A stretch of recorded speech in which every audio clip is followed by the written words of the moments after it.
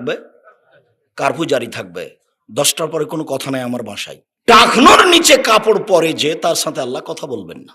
আমিও বুঝি না যে এত জটিল পাপ কেন এটা।